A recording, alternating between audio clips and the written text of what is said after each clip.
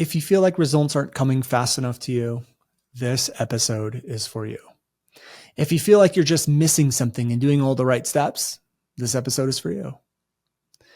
If you feel like there's people saying the same things as you, but they're getting better results, this episode is for you. And if you feel like you've been teaching things that you know can help people through your degrees and certification, this episode is for you.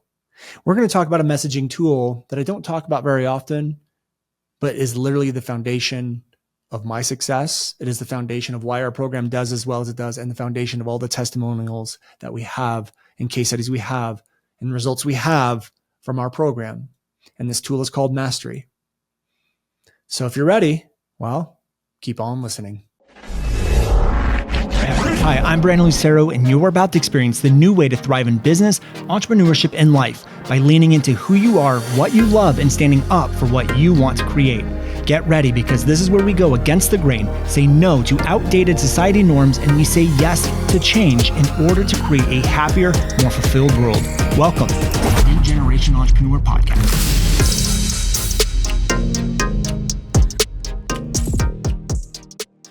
Hello, ladies and gentlemen. Welcome back to another episode of the New Generation Entrepreneur Podcast. Today, we're doing things a little bit differently. If you're watching YouTube, you'll notice I got the trusty old headphones on. And the reason why we're doing this is I'm actually listening to music as we talk. I got some meditation and Native American and flute music on repeat here as I go live with you guys today. And the reason why I'm doing that is because this is a very important topic for me. It's a very important topic that I kind of skip over a lot when it comes to messaging. And last week's episode, or a couple of weeks ago, or whenever it was, we talked about awareness. And one of the things I've been realizing with messaging is that messaging is communication. It's the blend of communication and marketing. And when I made that distinction, that what I really am helping people with is effective communication, it opened up the floodgates of things that I want to talk about on this podcast. Again, it may seem very simple and basic. You're like, of course, Brandon, we all know it's education or communication. But this just shows you, even for me, when I'm inside my own stuff, I can't really see the things that maybe everyone else sees. But when it comes down to great communication, really effective communication, what I've realized is there's a lot of spiritual, conscious terminology, philosophy, and methodologies that come into this. And my belief around it, and the reason why, is because those are truth. Those are universal truths that hold true amongst all human beings. You know, last week we talked about different trauma responses that people have. Like, that is truth. Those are like actual real things that humans tend to go and do. Nothing can change unless you're aware that it needs to be changed. You're aware that you're doing it. So awareness is another one. You know, there's a lot of universal truths that come into really effective communication. We talked about ego in the last couple of episodes. That has to be under control for really effective communication too. And so what I wanted to do on this episode is I wanted to talk about the term mastery, because mastery, and I have my own definition of it. I have my own components of what mastery is and how it's created. But these three components do have a lot to do with, you can call them spiritual concepts, you can call them conscious concepts, you can call them personal development concepts, or whatever it may be. And these three things have to be put together. And I believe to my core, I believe to the bottom of my being, that if you're trying to build a personal brand around something that can change people's lives, that is meaningful work to you, these three things have to be adapted, used, and practiced in order for you to see the results that you want. And I challenge you to find anyone who's at the top of their game, thought leader, who's making impact and some sort of impact in the world. You know, Simon Sinek, Brene Brown, Mel Robbins, Tony Robbins, Gary Vaynerchuk, even Grant Cardone. You know, like, even if you don't agree with or like these people, you can't argue against that. They're at the top of their game. And all of them are using all three of these things. And they have some sort of mastery over their craft. They have mastery over what they're doing. And a lot of people in this space don't want to put in the work to achieve mastery, and it affects your communication, it affects your messaging, and it affects your marketing. Mastery is the key. Mastery is the secret to really great communication, really great messaging, really great marketing. And so what I wanted to do is to dive into these, but we're going to try something a little bit differently. We're going to play light music throughout this episode. The same music I'm listening to now as we go through these three things. Now, I have no idea if the music's going to be great. I have no idea if you guys are going to like it. I had an idea, sat in the silence, and I was like, you know what? This music is inspiring me to create this episode. What if I played the same music that inspired this episode while the listeners are listening to the episode? And that's what we're going to do. And hopefully that goes to show you, I don't know what the hell I'm even talking about half the time. I don't know if this is going to work. I don't know, if this is a great idea to play music or not, but we're doing it. We're trying it. And there's only one way to find out. So let this be an inspiration to you. If there's something you've been wanting to do or to try and you have no idea if it's going to turn out, work, or whatever, just freaking try it. So with that being said, let's dive into mastery and cue that music.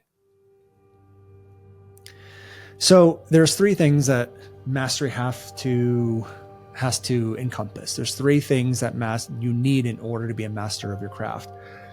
Now, the reason why you want to be a master of your craft, and we'll go deeper into why you want that as we go through this episode, but it's because you understand things better, deeper, and in a way that no one else can. So a lot of people will ask me, like, Brent, how do you come up with these concepts, and why is your communication so good around it, or how do you blow my mind? It's because I have a deeper understanding than most people. And not to say that I'm better or worse, or they're better or worse, or whatever. It's just I do. I have a deeper understanding of communication and marketing and how they're combined, which is messaging, than most people. And the reason why is because of these three things that I'm about to bring you through. And the first one is time, experience. Well, that's just it, time and experience. And I think it was Malcolm Gladwell, I hope I'm getting it right, that talks about the 10,000 hour theory, where he says, like, to really be the best at the best, you have to put in a minimum of 10,000 hours. And he has all these examples of like Wayne Gretzky, Bill Gates, all these people. He says, like, yeah, they all, there's so many geniuses in the world, and there's so many people that are great at hockey in the world, so many people that love computers in the world, that understand computers, but why them? And what he talks about in his side of his book is that it comes down to this 10,000 hour theory, where because of the way Wayne Gretzky grew up and yada, yada, yada, he just was able to get more practice in. And he has a story like this for a lot of different people, like I think Mike Tyson was even in there, and Bill Gates was in there. But the point is we have to be able to put in the experience and the time. And there's a lot of things that get in the way of this. There's a lot of things that get in the way of us not wanting to put in the time and the expertise or the experience. And the way I like to explain this to people is you can, go ask a medical professor who's been practicing for 40 years, who's also a teacher, and then have him explain everything he knows to students over the course of a year, and then ask them all to create content to bring in patients. The doctor is just going to have better messaging. The doctor is going to have deeper words. The doctor is going to be able to explain and understand you better and validate you more and get inside your head more. The doctor is going to be able to know right off the bat, oh, this, and this means this. The doctor is going to be able to say, oh, have you tried this? Okay, great. And then because you've tried that one thing, they now know that this one option is not available anymore, and they need to go this way, this way, this way. The doctor has a level of mastery due to their experience, due to the time they put in, that the students just can't touch. The students are what I would call in regurgitation mode, where they're trying to regurgitate what they've learned versus speaking from experience. And you guys know what I'm talking about, because when you talk to someone who knows their shit, You can tell. It's an automatic feeling, an automatic response. Yeah, that person knows what they're talking about. This person gets it deeper than anybody else. And I put in a lot of work to be able to have that. I put in 10 years of building products, maybe more products and courses online, not even related to what I'm doing now. I've also worked with over 2,000 students in our courses and our programs. I get to see what are the mistakes, what are the feelings, what are they trying, what do they think is the right way, what are their beliefs, what's going on inside of the space. So it'll be hard for someone who's just getting into teaching messaging, or is one of my competitors who's just getting started, to match the level of communication that I have, because they don't have the experience yet. And there's a lot of things that I see with students all the time that stop them from putting in the time, that stop them from gaining the experience they need. And the biggest one is victimhood. You cannot put in the time, gain the experience, put in the work that you need to do when you're constantly a victim. Oh, this course didn't work out. Oh, that mentor didn't work out. Oh, that's too much work. Oh, this process is too long. Oh, poor me. I don't have the time. I don't blah, blah, blah, blah, blah. I promise you guys right now, there are people that have less time than you that have put in more work than you. Everyone at the top had some sort of circumstance or excuse, just like you, but they did it anyways. They figured out how to make it work. You can't be a victim and expect to have mastery. Those two do not coexist. The next one is impatience. Sometimes we see people blow up really fast, and maybe they blow up really fast because they have more experience than you do already. You know, you have no idea or no reason why, or you don't know why. There we go. You don't know why or what's going on to cause that growth overnight. It could be a lot of different things. And when we get impatient, it puts us into an emotional state where we don't want to try. We get frustrated. We're not in the mental space that we need to be in order to get to where we need to go. The next one is also just not accepting where you are. You guys are all beautiful. You guys all have a mission. You all have an impact to make. You all have an art. You all have a craft. You are all worthy. It will come. And that's one of the things that I've had to learn on this journey, where I've been in the space, and I've had some of my best friends in the world who are in the space less time than me soar past me. People like Catherine Zankina or Jim Fortin or, whoever. I've been in the space longer than they have, yet their businesses are doing more in revenue than mine.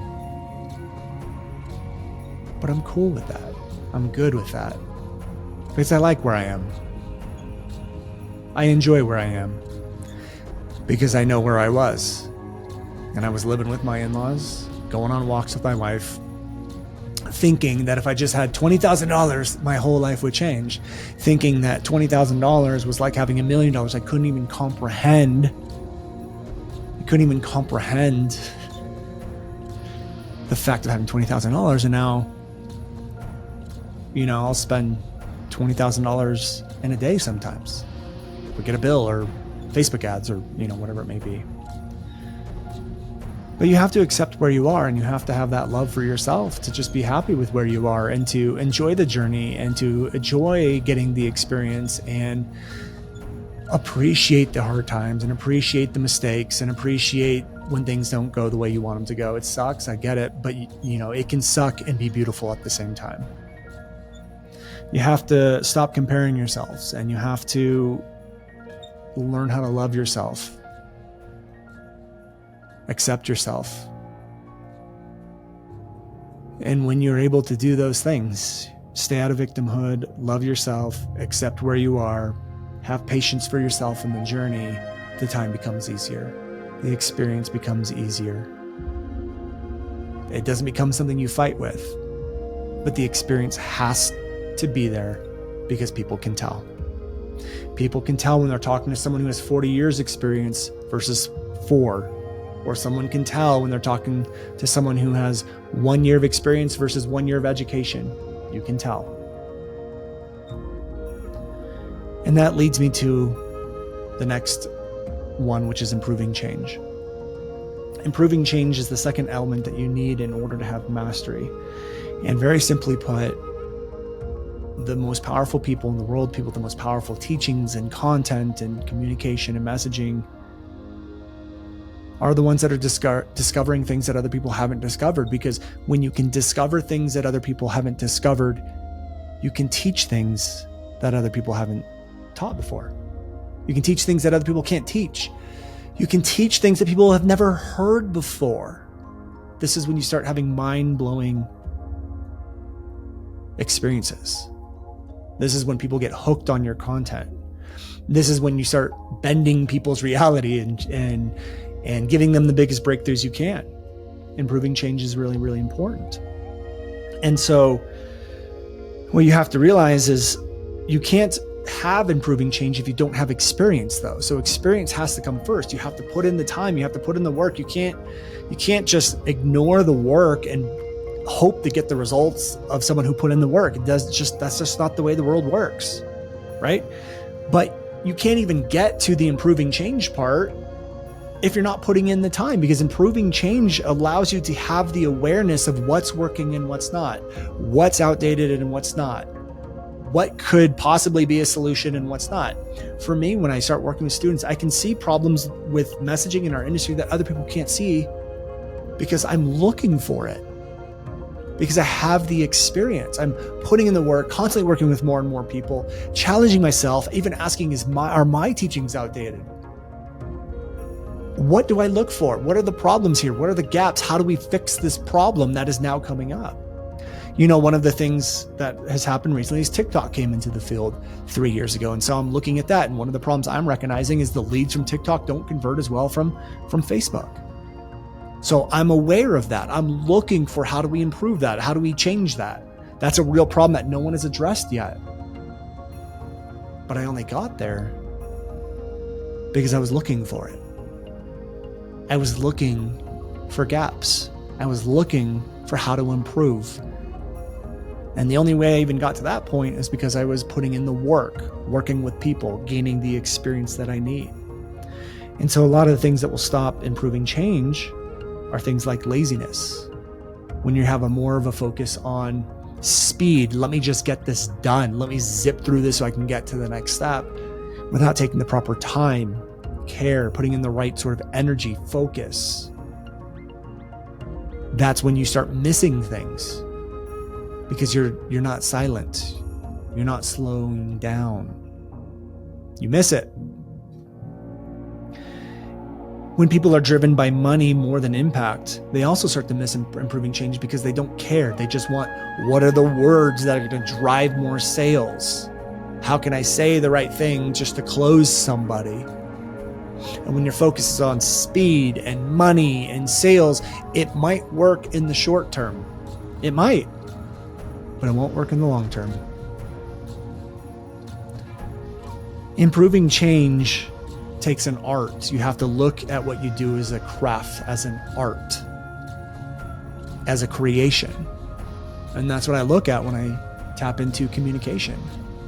It is an art. It's a dance. It's my craft. I want to improve on my craft. I want to sharpen my sword. Most people don't want to do that. Most people don't want to take the time to do that. Most people are too afraid to do it, even if they know they want to, because it takes a certain level of boldness to stand up and say, like, look, there's a gap here. This thing is outdated now. This may not be working now. Hey, this problem that you have, I understand why that's happening. Some people don't want to do that. And you miss improving change. If you want to have mastery over your craft, you want to have a certain level of mastery, you have to look at ways to improve things. You have to put in the time and experience. You have to look at this as an art, because that's what it is. And that leads me to the third and final thing, which is, if this is going to be your art, it has to be in alignment of your purpose. It has to be in alignment of your dharma at this point in time, which I believe firmly that your purpose can change. When I was 5 years old, running around in kindergarten, My purpose in that moment, in that present moment, wasn't to help people. It was to be a kid or whatever it was. 7 years ago when I was teaching YouTube marketing, my purpose and my dharma wasn't what it is today. In that present moment, it was to teach YouTube and help people rank in the search results and learn how to craft videos and whatever it was, because that helped me, gave me a tool. It gave me an element that I needed to do what I do today. And that's also what I've learned is when I put in the time and the experience, you never know what you're gaining. And so a lot of times you guys want to avoid the hard things. You want to avoid the failures. You want to get into your victimhood and you want to do those things without realizing you just gained a beautiful tool. You just gained an element you need to get to where you want to go. You know, I love this saying is when you go through a hard time, thank the universe, thank God. And the reason why is because you asked for it. You may be sitting there going like, well, what are you talking about, Brandon? I didn't ask for a failed launch. I didn't ask for this. Yes, you did. If you're asking, I want to have the $1 million business, and you're not the person who can build $1 million business, you know what the universe or God or whoever's what's going to happen? They're going to place these challenges in front of you to mold you into the person who can create the $1 million business. If you learn the lessons, if you recognize and have the awareness to pick up the tools that you gained. When you get into your emotional states and you're all crazy and in your victimhood and poor me and sappy and mopey, you know what you do? You miss them. You miss the tools. You miss the gift, and you're going to have to relearn those lessons. Now, I will say it's okay to be a victim. It's okay. I have victim days in my household, which is like, you know what? Yesterday really freaking sucked. I'm going to be a victim today, but tomorrow I'm going to pull up my bootstraps and get back to it, you know? And so I give myself those days because I'm human, just like everyone else, and you guys should too, but you can't stay there long. And so what you have to recognize is, what is my purpose and what is my dharma in this moment? Because I've seen this numerous times where people, their messaging and communication's great, their marketing's great. I cannot figure out why they're not getting results. Everything on paper looks great. And then all of a sudden what I realize, and I ask them is this what you want to do? Is this what lights you up? Is this the thing that you feel really passionate about? And I would say 9 times out of 10, when someone's doing everything right and they're not getting the results, the answer is, I really don't want to do this. This isn't really what I want to do. This is what I thought I should do. This is what my parents told me I should do. This is what society has molded me to do. This is what my degree is in. This is what my last 20 years of education's been in. So I just figured I should do this when I really want to teach the art class, when I really want to teach yoga, or I really want to do these things. I don't want to be the doctor. I don't want to be the lawyer. I don't want to be the thing that I spent my entire life doing. I don't want to be that. I want to be this other thing. That's when the magic starts to happen. You start to remember more of who you are and what you want to do. You start to remember more of what lights you up. You start doing things because you're inspired to do them, not because you want to make a boatload of money. And the ironic part is you start to make a boatload of money when you do it. And you have more fun doing it. It's easier to get through the challenges when you do it. A lot of the times people also don't recognize when their purpose and their dharma is shifting and when it's changing. The thing that has always helped me, and people always ask me all the time, is, well, how do I recognize if I'm in my dharma or not? I'm like, well, are you lit up by it? Do you wake up and feel like, oh my God, I have to go to work today? Or is it more of like, I don't feel a burden to go to work today? How are you when your emotional state is calm? Is your emotional state calm? And if it is, do you still feel like you don't want to do this? You know, a lot of the times students can sometimes get on your nerves. Any course creator will tell you that, right? But that's a normal part of being in business. And so what the other side of recognizing, are you in your purpose or dharma or not, is don't let the experiences with the students determine that, because sometimes you may be burdened by your business because you don't have good enough boundaries with the students. And that shouldn't be an indicator of you're in your purpose or not. This is something when your emotional state is calm, your thinking is clear, is this really what I want to do? And you have to remove, is this realistic or unrealistic from the equation? And you just have to go, is this what I want? There was a time in 2018, a lot of you probably know the story, where I was teaching YouTube and Facebook ads and I didn't want to do it. I just didn't want to do it anymore. Didn't like it. Felt every day like I had to get up and do something I didn't want to do. We were doing $500,000 a year and I gave it all up. And I said, nope, I'm done with this. I don't know what it is I want to do, but I know I can't continue to do this anymore. That is it. And we had our second child born, first daughter born around that time. It was a really hard time in my life personally. My wife and I were not getting along. There's a lot of I was gone all the time because I was trying to work, trying to figure out what I wanted to do. Had an office, just moved out of her parents' house a year earlier. Got an office. The business was growing and hiring my first employees. And I remember finally discovering the Video 4X effect, but I remember being gone a lot and it was just a really, really hard time. I ended up going $40,000 in debt and just sitting there one day going like, what am I going to do? What is it that I want to do? And I remember Video 4X effect. And I just saw everything.